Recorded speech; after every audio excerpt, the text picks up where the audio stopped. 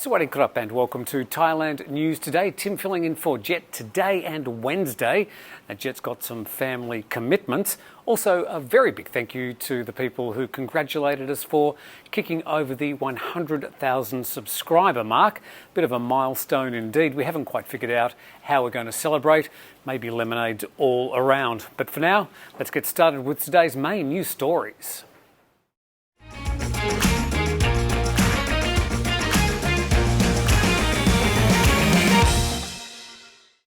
The president of the Airlines Association of Thailand says the government must allow the test and go entry scheme to resume as soon as possible.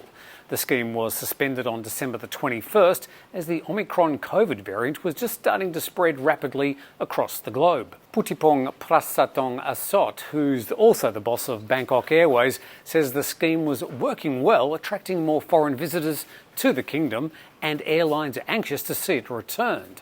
Putipong says the government needs to assess the severity of Omicron and resume test and go based on the number of serious infections.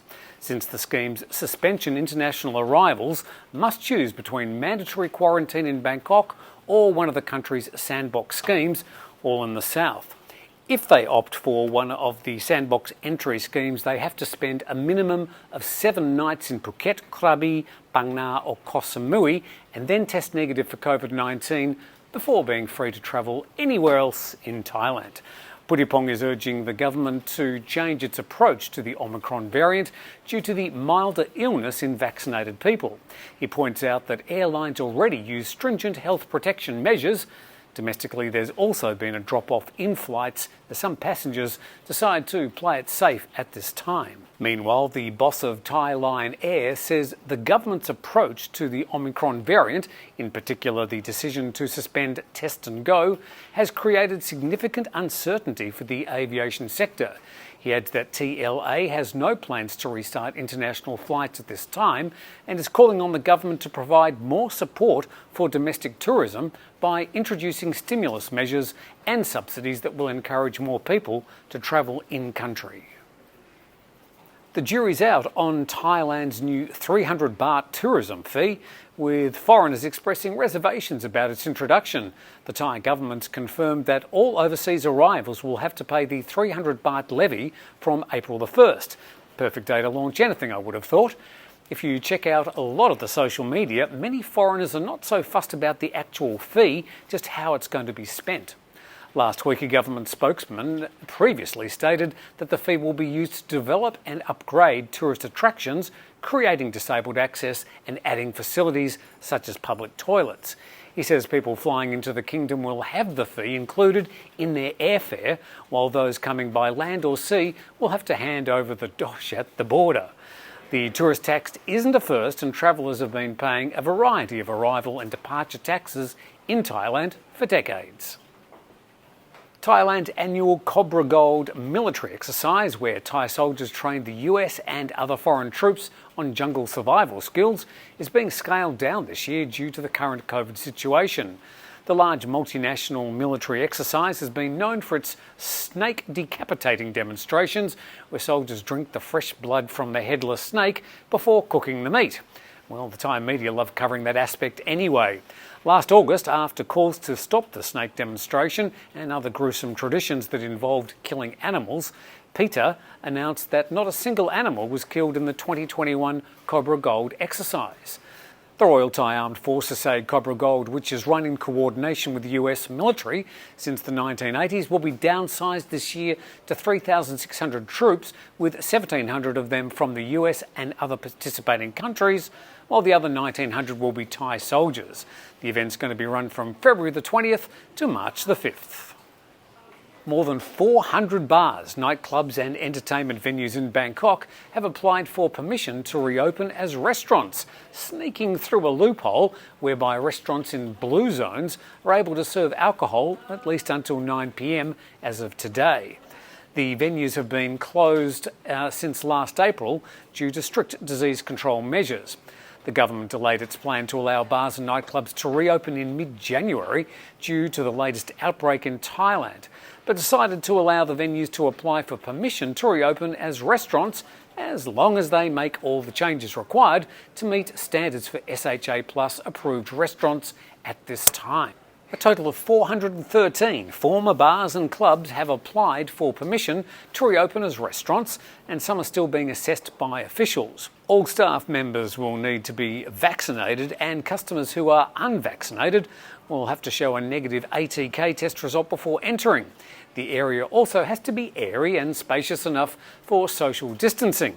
Restaurants serving booze after 9 p.m. can face a fine of up to 7,000 baht for their first offence. But as we've seen, the enforcement of these rules has been inconsistent at best. Aloha, I'd like to thank Mr. Tim Newton and the Thaiger and the Thaiger staff for recommending 5-Star Marine. We came out and saw Sean. He set up a custom package for us. We had a wonderful, wonderful trip. Fantastic. Highly recommend 5-Star Marine. Aloha. Thank you, Sean. Thank you, Tim, and the Thaiger team. Have a great day. Aloha. Despite the central government recommending schools move to home learning until the end of this month, schools in Phuket have been told they can reopen despite the high number of COVID infections on the island.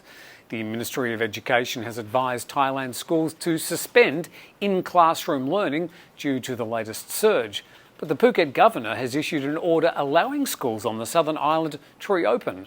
A copy of the order was posted on the Facebook page of the Phuket Information Centre yesterday, stating that schools on the island can resume on-site learning for students of all ages. According to the post, the governor issued the order with the approval of the Phuket Communicable Disease Committee. The latest order from the Phuket governor is in effect until the end of this month. The government has advised netizens to be cautious after the Revenue Department's Twitter account was hacked by an unknown cyber attacker. This time, the hackers deleted nearly all the previous tweets on the account and changed the name to Revenue NFT.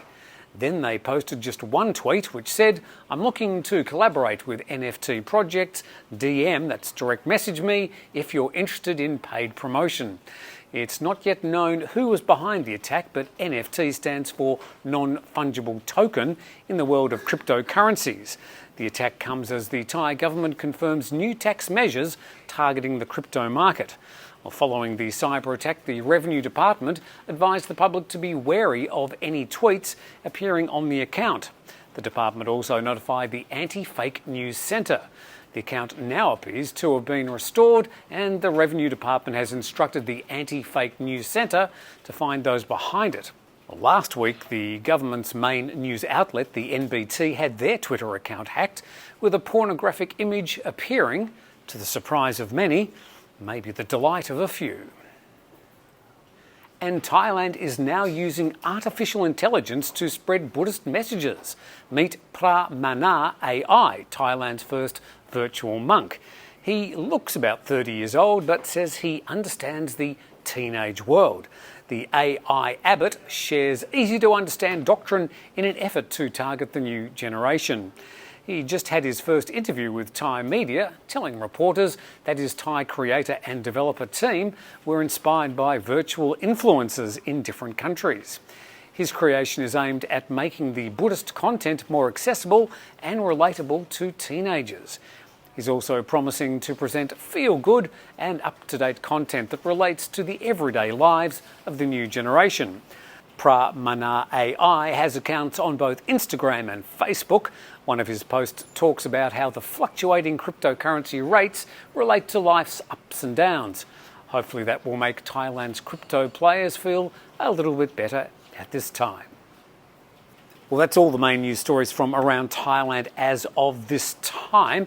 Don't forget, Natty will be back tomorrow with another Thailand news update, and Jay and I will sort of pull apart some of the news and give you our take on the matters. We've also got Bounce, the new Thaiger channel, being launched probably this evening. There's a link to Bounce under the description. Please like and subscribe to that channel as well, and you'll get plenty of feel-good stuff. Probably not from an AI Buddhist monk, but otherwise plenty of lifestyle information that's not news. That's Thaiger Bounce, starts today. But from me here at the Thaiger, you're up to date.